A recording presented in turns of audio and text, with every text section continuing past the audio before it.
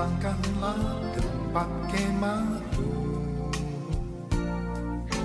bentangkan tenda kediamanmu.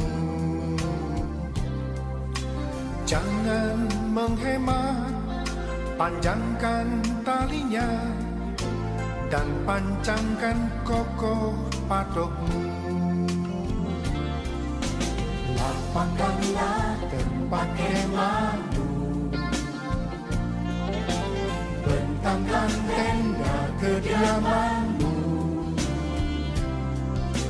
Jangan menghemat, panjangkan talinya dan pancangkan kokoh patokmu.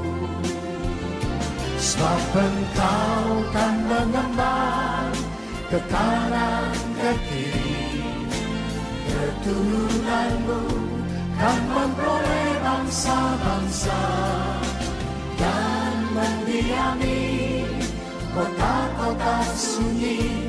Siapkanlah dirimu, sebab engkau kan mengembang ke kanan ke kiri, keturunanmu kan memperoleh.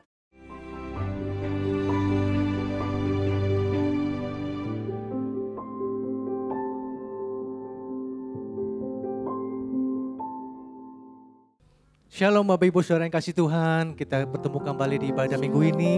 Kebaikan Tuhan tercurah hidup kita dan kita akan masuk dalam pujian dan penyembahan kepada Tuhan. Menaikkan syukur sebab Tuhan itu baik, bahwasanya untuk selama-lamanya kasih setianya. Kita akan berdoa bila Roh Kudus yang menolong hidup kita dan biarnya nama Yesus dipuji permuliakan. Kita akan berdoa. Tuhan Yesus, inilah hidup kami. Kami datang dengan seluruh keberadaan hidup kami pada minggu ini. Kami bersyukur buat setiap kebaikan Tuhan, buat setiap pernyataan Tuhan yang luar biasa, kebaikan-Mu tercurah. Terlebih buat kekuatan, kesehatan yang terus Tuhan curahkan buat hidup kami. Kami tetap ada dalam hidup kami, dalam jalan-jalan Tuhan yang luar biasa. Terpujilah nama-Mu Tuhan, dan kiranya Roh Kudus yang hadir dan menyatakan kemuliaan-Mu. Pakai setiap kami untuk menyatakan kemuliaan-Mu dan kami boleh merasakan kebaikan Tuhan, merasakan hadirat Tuhan. Biarlah saat pujian dinaikkan, hanya nama Yesus dipuji pemuliakan. Terpujilah nama-Mu Tuhan yang siap untuk memuji menyembah Tuhan. Sama-sama semangat katakan amin. Tepuk tangan bagi nama Tuhan. Haleluya. Biarlah segala puji syukur hanya bagi Tuhan kita Yesus Kristus. Haleluya. Tepuk tangan sama-sama. Sebab Dia yang layak ditinggikan.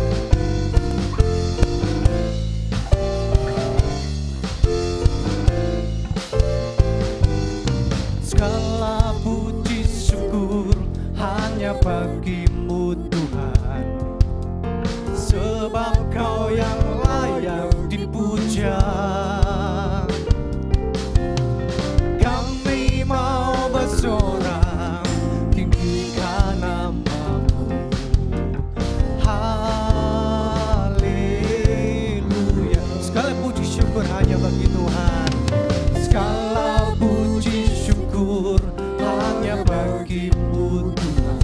Oh, sebab Kau yang layak dipuja. Oh, kami mau bersorak tinggikan nama-Mu. Haleluya.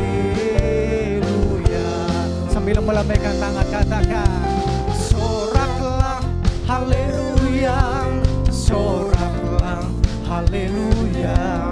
Haleluya. Oh, soraklah haleluya.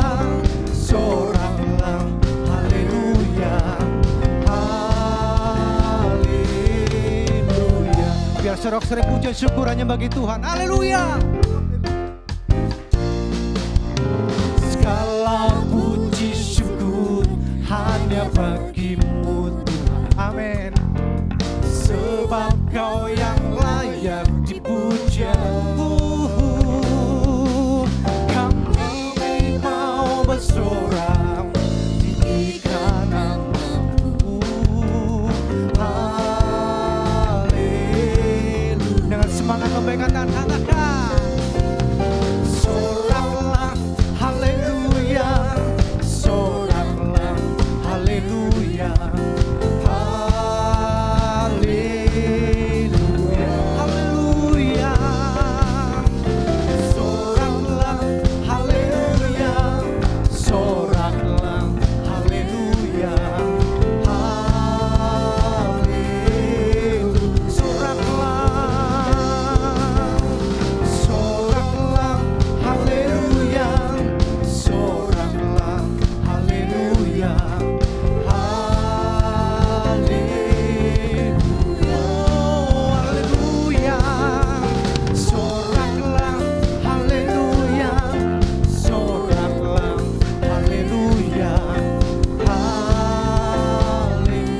lagi, sorak haleluya.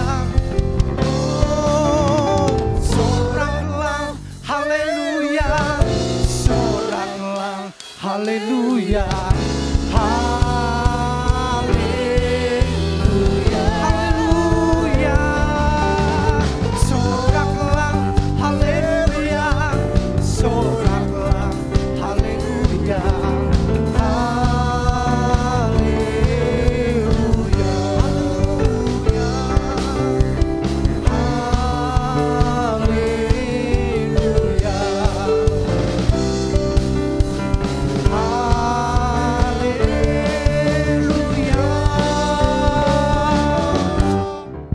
Haleluya. Haleluya.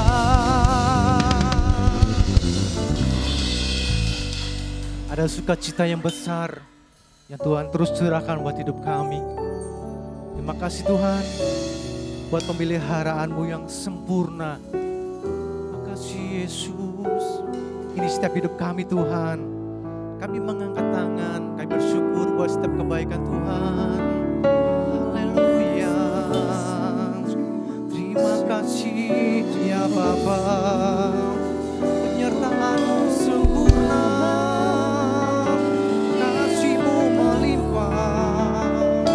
Kami bersyukur ya Tuhan Allahku. Ya Yesusku. Inakamaya-naya sikitokolala. Terpujilah nama Tuhan. Terpujilah nama Yesus. Haleluya. Kami bersyukur. Hati kami bersyukur Tuhan buat hari-hari yang baik, hari-hari yang luar biasa buat hidup kami. Kasih setiamu Tuhan lebih dari hidup, kebaikan-Mu melimpah di dalam kami. Kami bersyukur ya Bapa-Ku. Terima kasih Yesus, terima kasih Bapa. Haleluya. Kita kamaya syukur. Terima kasih Tuhan bahwa kami masuk lebih dalam hadirat Tuhan, menikmati kebaikan-Mu ya Bapa. Shikituku makaralakadabu. Bila ini setiap pujian kami yang menjadi kerinduan kami kepada Tuhan.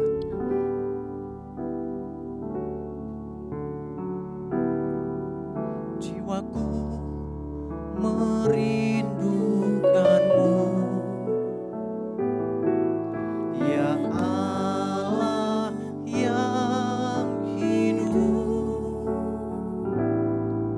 Jiwaku haus kepadamu, ya Allah yang hidup. Ku bersyukur kepadamu, sumber pengharapanku, menolongku, ya Allahku, tiada yang seperti-Mu. Biarlah pujian ini jadi kerinduan kami kepada Tuhan. Jiwaku merindukan-Mu, ya Allah yang hidup. Jiwaku haus kepadamu, ya Allah yang hidup.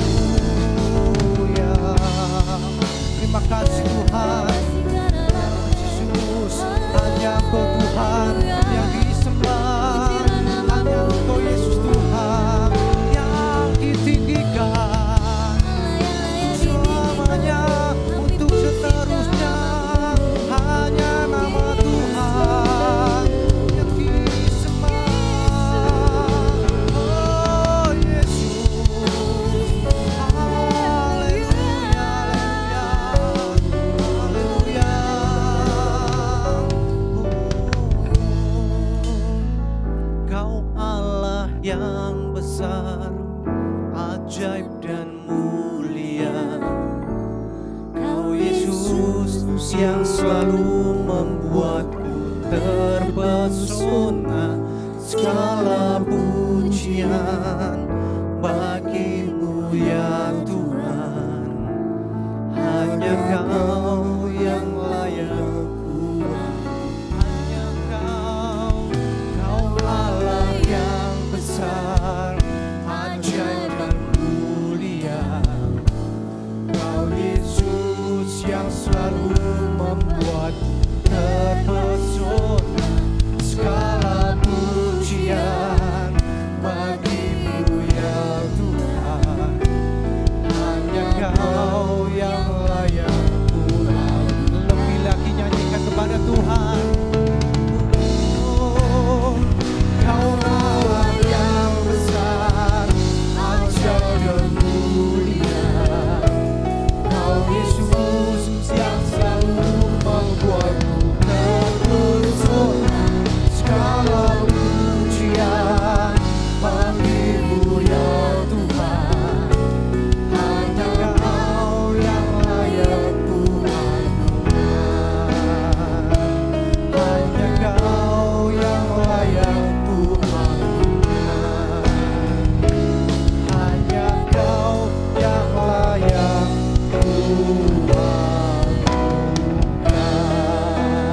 Haleluya, haleluya. Pujian, hormat, keagungan hanya bagi Tuhan. Haleluya, haleluya. Terima kasih Tuhan buat sukacita yang baru, kekuatan yang baru dalam hidup kami. Kami siapkan hidup kami lebih jauh Tuhan.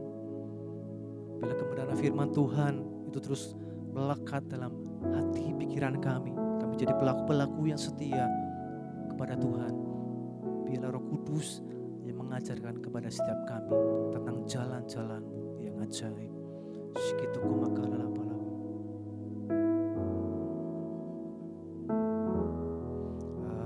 Ajar ku mengerti segala rencana-Mu. Ajar ku berserah hanya padamu.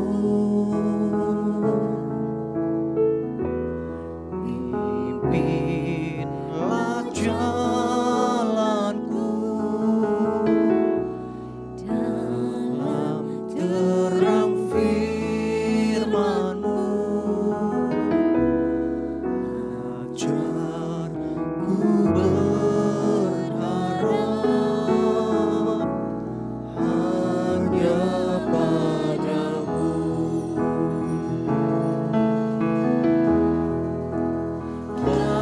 Bapakku, ajaib segala rancangan-Mu.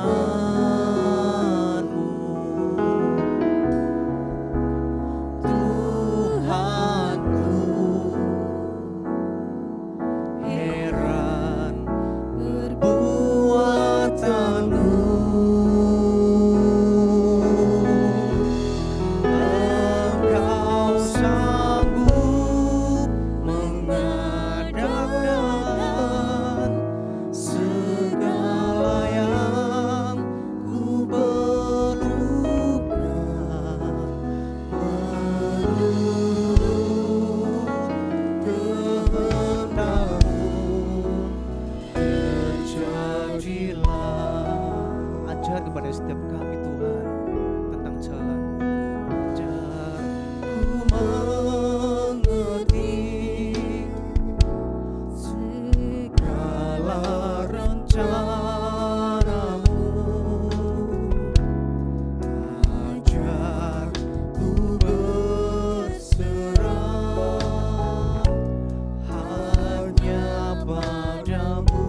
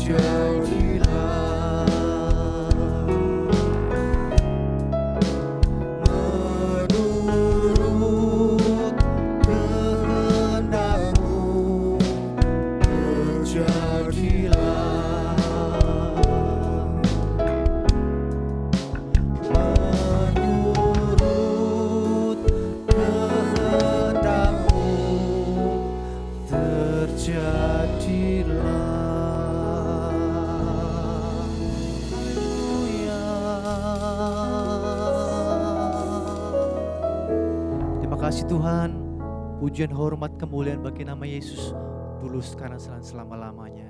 Yang diberkati Tuhan, katakan sama-sama. Amin.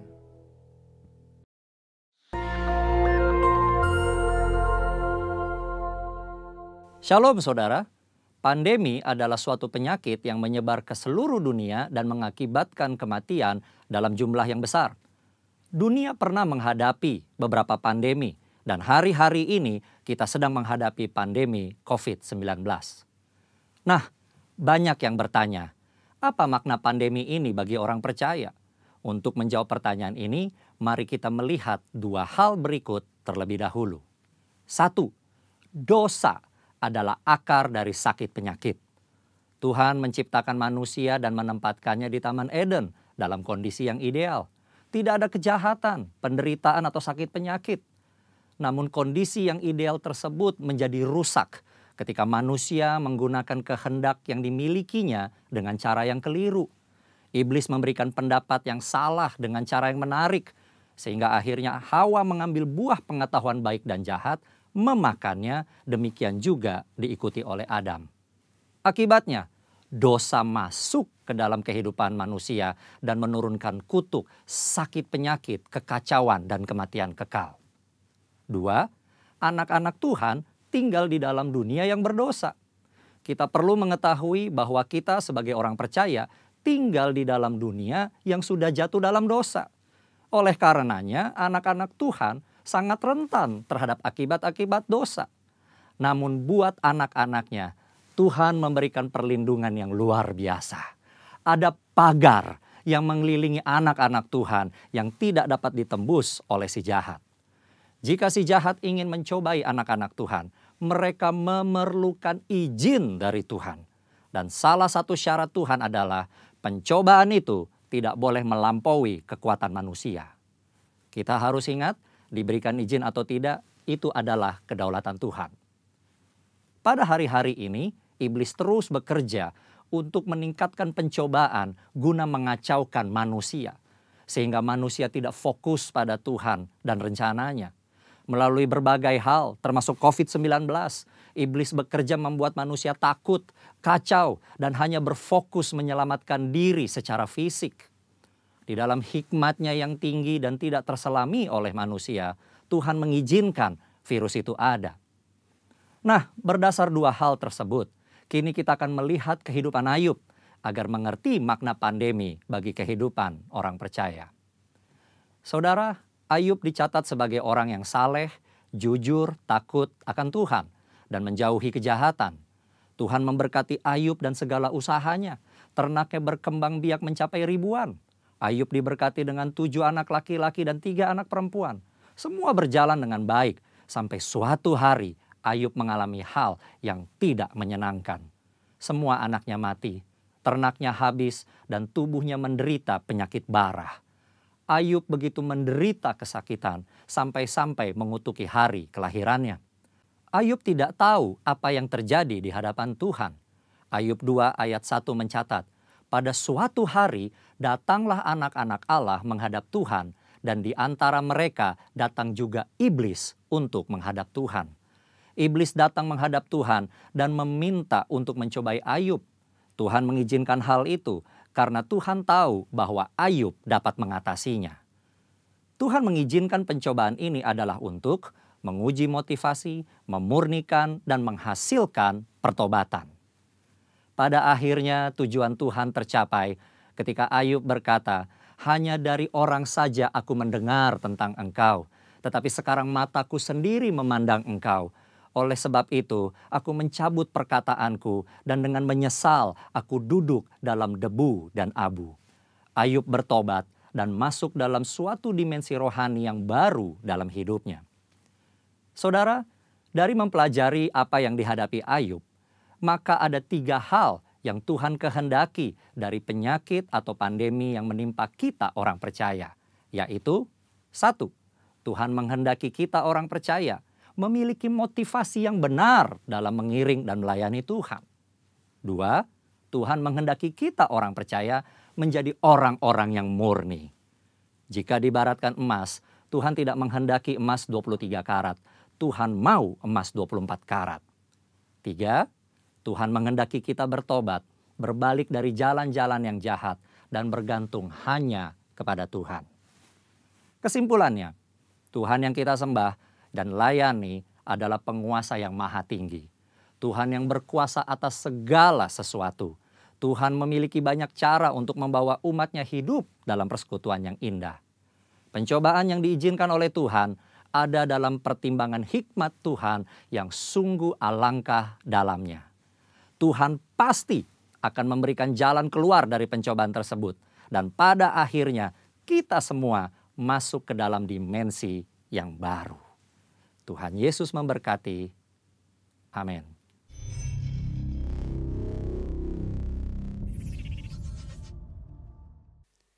Shalom. Puji Tuhan, kita kembali boleh berjumpa dengan Bapak Ibu yang dikasihi oleh Tuhan Yesus Kristus. Dan hari ini kita masuk dalam bulan Juni, bulan ke-6, bulan keluarga dalam agenda Gereja Betel Indonesia. Nah, saudara-saudara, bukan satu kebetulan kalau pada hari-hari ini kita harus berkumpul dalam keluarga kita masing-masing. Nah, karena itu saudara-saudara, saya ada judul khotbah pada hari ini adalah warisan iman yang autentik. Warisan iman yang autentik. Nah, saudara-saudara, apabila kita berbicara masalah warisan iman, di mana kita bisa memberikan warisan dan kepada siapa kita memberikan warisan itu? Tentu saja bahwa warisan itu diberikan di dalam keluarga kita masing-masing. Dan yang menerima adalah anak-anak kita. Itu adalah satu hakikat di mana kita sebagai orang tua memberikan yang terbaik bagi anak-anak kita. Nah, karena itu yang tadi saya katakan bukan satu kebetulan saat ini kita ada di rumah masing-masing. Kita tidak lagi terlalu berleluasa untuk pergi ke ujung timur, barat, utara dan selatan. Lalu kita juga melakukan ada banyak aktivitas hanya untuk diri kita masing-masing. Tetapi saat ini kita berkumpul bersama-sama dengan keluarga. Kita bisa perhatikan anak dan memperhatikan seluruh keluarga dengan apa yang ada dalam keluarga kita. Dan kita mulai merenungkan, sudahkah kita mempersiapkan warisan untuk anak kita? Dan warisan apa yang kita mau berikan kepada mereka? Ada orang yang berkata bahwa kita mempunyai warisan dan saat ini setelah saya berusaha, saya mempunyai kekayaan dan kita bisa berikan warisan kekayaan. Saudara masih ingat seorang anak yang terhilang? Dia membawa bagian daripada warisan dari orang tuanya. Tetapi karena tidak memiliki sesuatu kehidupan mental, karakter yang takut akan Tuhan, maka seluruh kekayaannya habis. Dan dia menjadi seorang yang terlunta-lunta sampai tidak lagi diperkenankan untuk makan. Hanya sekedar makan daripada makanan babi. Begitu tragis bukankah terjadi seperti itu? Nah, karena itu kita mau mengerti apa dan warisan apa yang kita mau berikan kepada anak kita. Saya percaya bahwa kita sekalian sangat senang apabila kita membaca seorang yang bernama Paulus. Dia bisa mengungkapkan kepada seorang anak didiknya yang bernama Timotius. Dan dia ungkapkan di dalam 2 Timotius pasal yang pertama ayat yang ke-5. Sebab aku teringat akan imanmu yang tulus ikhlas, yaitu iman yang pertama-tama hidup di dalam nenekmu Lois dan di dalam ibumu Eunike. Dan yang aku yakin juga hidup di dalam dirimu. Saudara-saudara, di sini Paulus memberikan penekanan dan dia merasakan sangat bangga. Dia mempunyai anak didik yang memiliki iman. Iman yang diterima. Saya percaya ini iman yang diwariskan. Bukan iman yang datang dengan sendirinya. tapi iman yang ditaruhkan, iman yang diberikan oleh orang tuanya dan juga oleh neneknya yang bernama Lois dan orang tuanya atau ibunya yang bernama Eunike. Memberikan sesuatu warisan iman. Bayangkan saudara-saudara, inilah kekayaan yang luar biasa. Yesus pernah berkata, apabila engkau memiliki iman sebesar biji sesawi saja, maka engkau bisa perintahkan gunung itu terlempar ke laut. Karena iman, seorang dari tentara dan dia memiliki satu masalah karena di rumahnya ada yang sakit. Dan dia berkata kepada Yesus, dia percaya kepada apa yang dikatakan oleh Yesus. Asal apa saja yang engkau perkatakan, aku percaya itu semuanya akan terjadi. Karena aku sebagai seorang atasan mempunyai bawahan. Dan aku juga sebagai seorang bawahan dan memiliki atasan. Apabila diperintahkan untuk pergi, aku pergi. Pada waktu aku dipanggil, aku akan datang. Nah saudara-saudara, itu adalah gambaran daripada satu pribadi yang taat dan itu dilakukan karena iman. Iman adalah langkah kedua dari apa yang kita percayai. Timotius memiliki iman yang diwariskan oleh orang tuanya. Iman dia percaya kepada siapa yang menjadi penebus dalam kehidupannya. Iman dia percaya kepada satu pribadi Yesus Kristus yang telah menyelamatkan keluarganya, orang tuanya, neneknya. Dan dia sendiri mungkin memperhatikan bagaimana kehidupan keluarganya. Satu pribadi atau satu keluarga yang tadinya sederhana, tetapi karena ada iman, maka tidak pernah takut menghadapi tantangan. Karena imannya dia tidak takut menghadapi permasalahan yang terjadi.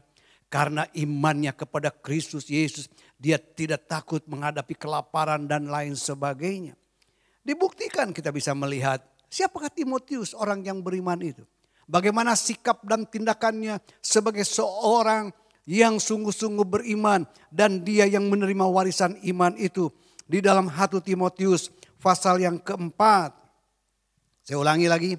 2 Timotius pasal yang pertama ayat yang keempat.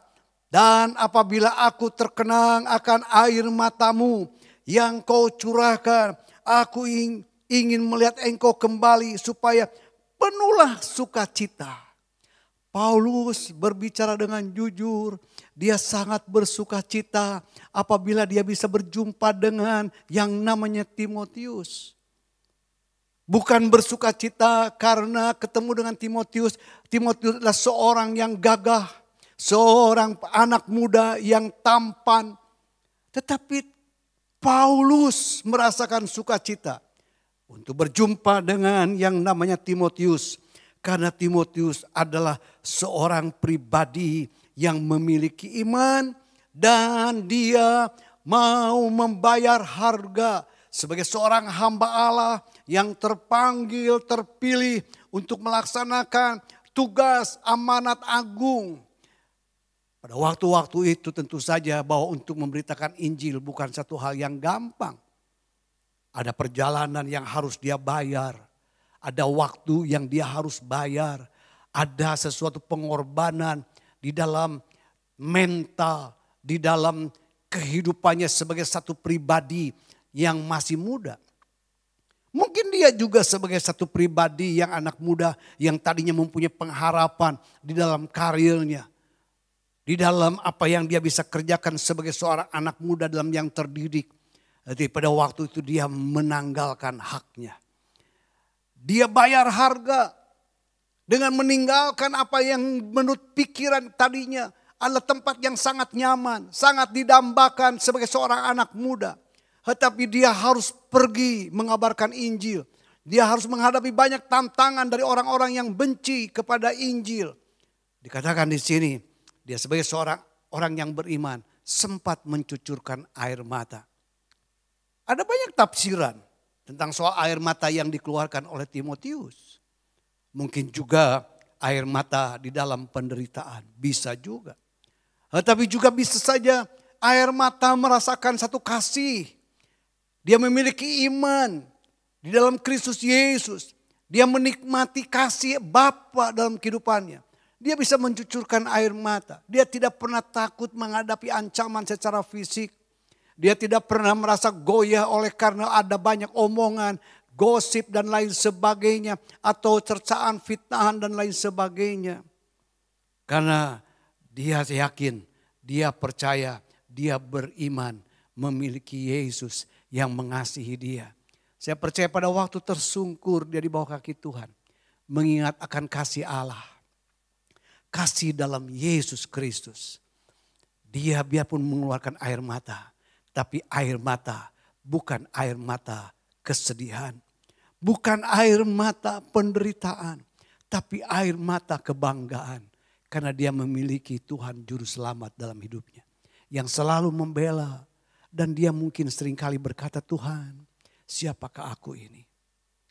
Sampai aku dipanggil dan dipilih menjadi hamba-Mu. Tuhan, terima kasih aku boleh menikmati satu pengenalan akan Engkau tentang pengorbanan-Mu, tentang kematian-Mu, dan juga boleh mengenal Engkau dalam kebangkitan-Mu. Saya percaya pada saat dia mengenang akan kasih Bapa dalam hidupnya, dia mencucurkan air mata. Karena itu dia tidak pernah takut menghadapi tantangan apapun. Inilah yang sangat menarik dalam kehidupan Timotius. Inilah yang menjadikan Paulus merasa bersuka cita berjumpa dengan Timotius. Karena pada waktu berjumpa Timotius mungkin dia bersaksi. Dia menceritakan pengalamannya. Dia bercerita bagaimana dia dituntun, dipelihara, dikasihi oleh Yesus. Paulus merasa bangga, bersuka cita karena melihat iman yang tumbuh dari seorang yang bernama Timotius. Dan iman ini yang diwariskan dari orang tuanya. Saudaraku, adakah kerinduan dalam hati kita memiliki anak-anak kita yang tegar, anak-anak kita yang mantap, anak-anak kita yang sungguh-sungguh. Dia mempunyai iman percaya kepada pemeliharaan Kristus. Dia tidak lagi menjadi cengeng, dia tidak lagi menjadi orang yang suka mengeluh. Anak yang seringkali bersungut-sungut. Tapi kita boleh memperhatikan anak kita. Mereka seperti Timotius. Tegar, beriman. Dan dia merasakan sukacita bersama dengan Tuhan. Saudara-saudara, Timotius memiliki satu kehidupan sebagai seorang hamba Allah. Dia memiliki hati sebagai seorang hamba. Dan itu pun saya sering kali merenungkan, inilah satu kerinduan kita memiliki anak-anak, memiliki keturunan yang memiliki iman yang teguh. Di dalam 1 Timotius pasal yang keempat, saya ulangi lagi. 1 Timotius pasal yang keempat ayat yang keenam. Dengan selalu mengingatkan hal-hal itu kepada saudara-saudara kita. Engkau akan menjadi seorang pelayan Kristus Yesus yang baik. Terdidik dalam soal-soal pokok iman kita. Dan dalam ajaran sehat yang telah kau ikuti selama ini. Saudara-saudara, iman yang dimiliki oleh Timotius bukan iman yang ngawur. Bukan iman yang asal dia berbicara dan mengatakan aku mempunyai Allah yang dahsyat. Tetapi iman yang dimiliki oleh Timotius adalah iman yang diterima dari orang tuanya dan melalui pendidikan. Melalui satu kebenaran yang dia dapatkan dari orang tuanya. Ada pokok-pokok iman yang benar. Terdidik dalam pokok-pokok dasar iman Kristen yang benar. Saudara-saudara, seringkali kita banyak melihat ada orang-orang yang kecewa. Kenapa? Kelihatannya orang beriman. Kelihatannya dia orang percaya. Tetapi imannya iman yang ngawur. Iman yang tidak mengerti apa yang menjadi satu bagian dalam kehidupannya. Seringkali kita anggap karena kita percaya kepada Allah yang dahsyat, yang bisa memberhentikan yang namanya topan, memberhentikan yang namanya angin ribut, dan dia bisa membangkitkan orang yang mati. Lalu kita mengatakan pada waktu kita sakit, pada waktu kita menghadapi yang namanya keadaan seperti ini, lalu kita jangan takut. Sudah tidak perlu lagi kita ini mengikuti SOP. Dan kita anggap yang namanya virus corona itu sesuatu yang sangat enteng. Lalu hidup ngawur. Lalu berkata, aku punya iman. Aku mempunyai Allah. Nah ini saudara-saudara, iman yang ngawur. Kita percaya betul Allah kita dahsyat. Amin, Allah kita bisa menyembuhkan. Tapi jangan lupa ada bagian kita. Kita tidak bisa menuntut bagian Allah dalam kehidupan kita. Tapi yang harus kita lakukan adalah bagian kita. Apa bagian kita? Jaga kesehatan. Berikanlah makanan yang baik. Tidur yang baik. Jangan ngawur. Ada banyak orang mengatakan, wah pokoknya beriman.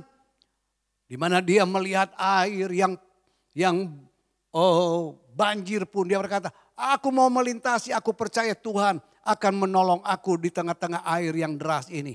Itu iman yang ngawur. Firman Allah berkata apabila orang yang bijaksana itu, orang yang berhikmat itu, apabila dia melihat ada halangan di depan, ada singa yang di depan, dia berhenti dulu, dia diam dulu. Setelah itu semua lewat, baru dia lewat. Itu adalah orang yang berhikmat, dia adalah orang yang beriman, dia adalah orang yang percaya dan dia lakukan bagian dia. Tidak mencobai Allah. Sudah ingat bagaimana yang namanya Yesus Kristus. Dia ditantang oleh dari kuasa kegelapan untuk menjatuhkan diri dari bumbung bait Allah. Apakah Yesus tidak percaya bahwa Allah Bapaknya adalah sanggup untuk mengirimkan malaikat untuk menantang dia? Percaya. Tetapi Yesus berkata, jangan mencobai Tuhan Allah. Bagian dia lakukan. Dan itu bagian kuasa Allah. Itu adalah bagian Allah.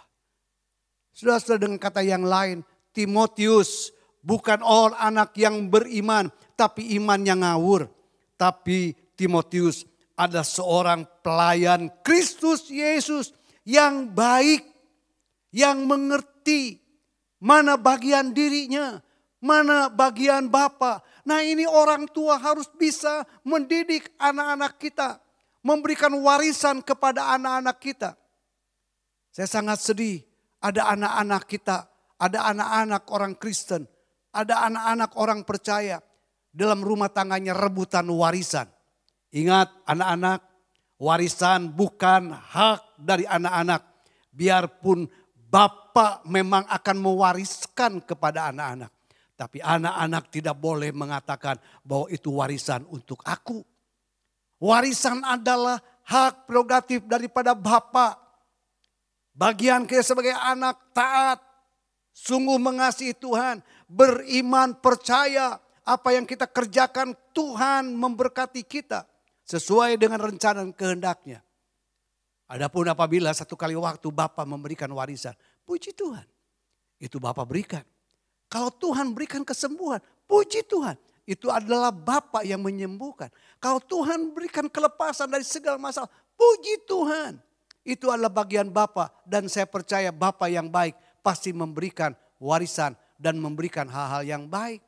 Tetapi jangan lupa seorang Kristen, seorang pelayan Tuhan yang baik dan terdidik di dalam soal pokok-pokok iman. Dia mengerti mana bagian kita, mana bagian Bapa. Ini yang dimiliki oleh yang bernama Timotius. Saudara-saudara yang kasih oleh Tuhan, dan Timotius juga adalah seorang yang beriman dan penuh dengan kasih. Dia memiliki satu pandangan seperti Yesus. Mempunyai pandangan terhadap orang-orang yang dia lihat. Ada belas kasihan. Ada sesuatu yang dia rindu untuk diberikan kepada orang-orang yang dipercayakan untuk digembalakannya. Dia menganggap bahwa orang-orang yang dipercayakannya adalah orang-orang yang sangat berharga dalam pandangannya sebagai seorang hamba Allah. Saudara-saudara, dia sebagai seorang hamba Allah yang baik. seorang hamba Tuhan yang bersandar sepenuhnya kepada panggilan dan kepada Bapa yang memanggilnya. Dia tidak memanfaatkan jemaat, orang-orang yang diberikan kepada dirinya. Tapi dia sungguh-sungguh mengasihi orang-orang yang diberikannya kepada dirinya. Seperti Paulus, dia berkata dalam Filipi pasal yang keempat ayat yang pertama. Karena itu saudara-saudara yang kukasihi dan yang kurindukan, sukacitaku dan mahkotaku, berdirilah juga dengan teguh dalam Tuhan, sebab saudara-saudaraku yang kekasih. Hei saudara-saudaraku yang kekasih.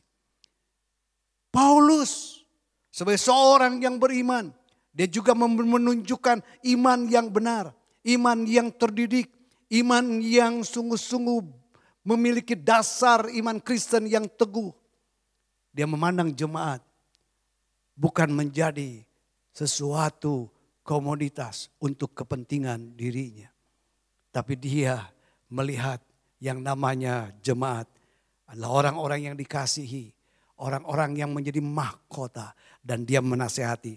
Seperti dia merasa bangga kepada Timotius. Berdirilah teguh. Hei saudara-saudara, dan berdirilah teguh dalam Tuhan. Berdirilah teguh dalam Tuhan. Engkau sanggup menghadapi semua masalah. Karena itu bangkitkan iman. Kuasai kehidupanmu di dalam Tuhan. Saya percaya apapun yang dialami pada saat ini, Tuhan yang mempunyai hak prerogatif. Dia juga Tuhan yang mengasihi kita sekalian. Tuhan Yesus memberkati. Mari saudara-saudara, kita akan masuk dalam perjamuan kudus. Dan saya percaya sesuai dengan firman Tuhan, sebelumnya sama-sama masuk dalam perjamuan kudus ini, kita mau introspeksi kepada diri kita masing-masing supaya kita berkenan kepada Tuhan. Biarlah hati kita yang mungkin hari-hari, waktu-waktu yang lalu kita tidak pernah memperhatikan keluarga.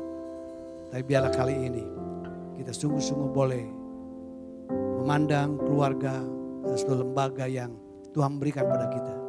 Sangat penting. Kita pujikan satu pujian bahwa darah Yesus memberikan sukacita, memberikan kemenangan bagi kita sekalian. Sukacitaku penuh, bermakmur bagimu, karena ku tahu ku telah ditebus oleh curahan darah-Mu. Menari bagimu, memuji nama-Mu, karena ku tahu ku berkemenangan oleh curahan darah-Mu. Yesus, sucikan aku. Darah-Mu Yesus, bebaskanku. Darah-Mu Yesus, ubahkan daku. Ku dijadikan baru. Ku dijadikan baru. Ku dijadikan baru.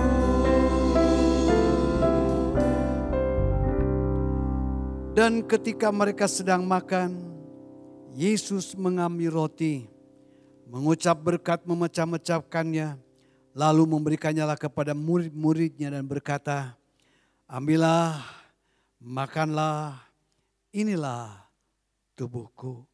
Saudaraku yang dikasihi oleh Tuhan Yesus Kristus, bukankah roti yang kita pecah-pecahkan ini adalah persekutuan dengan tubuh Tuhan kita Yesus Kristus. Mari kita makan dengan iman dalam nama Tuhan Yesus Kristus.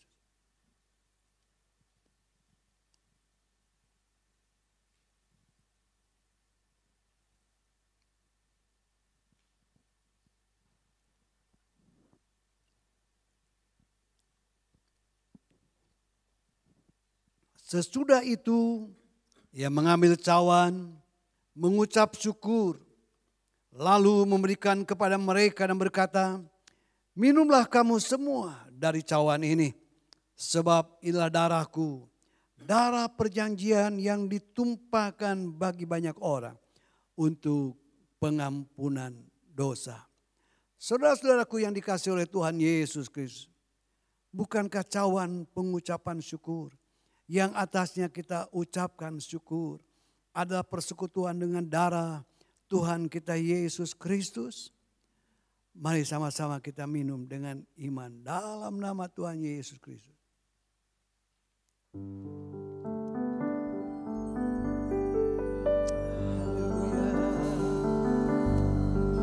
Haleluya.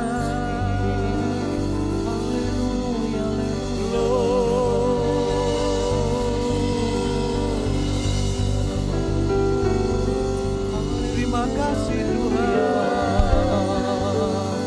Terima kasih ya Bapa. Terima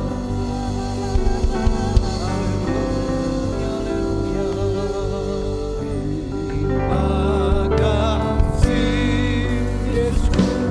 Terima kasih Yesus.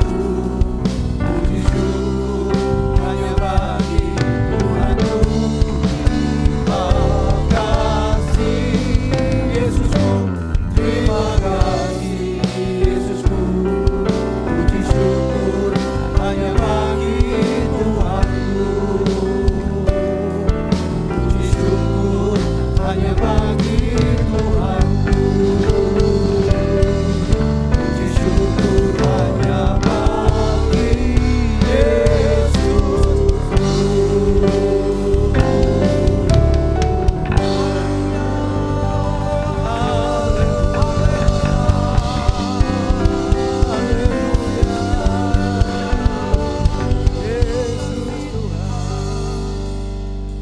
Terima kasih Bapa buat anugerah yang Engkau limpahkan bagi hidup kami. Di mana Engkau Bapa telah menebus kehidupan kami. Dan kami boleh mempunyai kehidupan yang baru. Kami boleh memiliki pandangan iman sesuai dengan apa yang Engkau ajarkan kepada kami melalui firman-firman-Mu. Di mana kami Tuhan boleh dibawa memiliki karakter seperti Engkau ya Kristus Yesus. Di mana kami sungguh-sungguh boleh menikmati apa yang menjadi tuntunan dan rencana-Mu dalam kehidupan kami. Bagi orang saat ini, bagi orang-orang yang belum percaya, apa yang terjadi saat ini merupakan satu penderitaan, ada jeritan, ada keluhan, ada kekhawatiran, kebimbangan. Tapi Bapa, bagi kami, di mana Engkau sudah taruhkan dan ajarkan tentang iman kepadamu, memandang Engkau sebagai pokok kehidupan kami, di mana kami boleh rasakan, kami tidak takut menghadapi apapun yang saat ini sedang terjadi, karena kami tahu, kami percaya, kami beriman bahwa janji-Mu tidak pernah berdusta. Engkau yang memelihara kami, Engkau yang meneguhkan hidup kami. Engkau juga Tuhan yang memberkati kehidupan kami. Tuhan, terima kasih. Engkau tilik setiap kehidupan sidang jemaat-Mu. Biarlah Tuhan Roh Kudus memenuhi hidup mereka semuanya. Pada saat mereka ada di rumah mereka masing-masing, bersekutu dalam keluarga, biarlah mereka boleh sepakat bersama-sama untuk memuliakan nama-Mu dengan apa yang telah diajarkan dalam firman-Mu bagi setiap keluarga. Terima kasih Bapa. Percaya Engkau membangkitkan keluarga-keluarga yang sungguh-sungguh takut akan Engkau. Keluarga-keluarga yang memuliakan nama-Mu. Memberkati orang tua, memberkati anak-anak dengan berkat-berkat yang limpah dalam hidup mereka. Terima kasih Bapa, terima kasih, dan saat ini kami percaya Engkau sudah sediakan berkat bagi hidup kami. dan berkat itu Engkau perintahkan kepada kami. Mari saudaraku, kita angkat jiwa dan roh kita, tenangadakan bahwa segala berkat yang Allah sediakan saat ini diperintahkan untuk datang dalam kehidupanmu. Rahmat, berkat, anugerah yang limpah, kasih sayang dari Kristus Yesus, pengurapan Tuhan Roh Kudus senantiasa melimpah dalam kehidupanmu, dalam keluargamu, anak dan keturunanmu, dan juga boleh melihat karya berkat Allah turun atas kehidupanmu pada hari ini sampai selama-lamanya. Yang percaya dan telah menerima dengan iman, sama-sama kita katakan amin.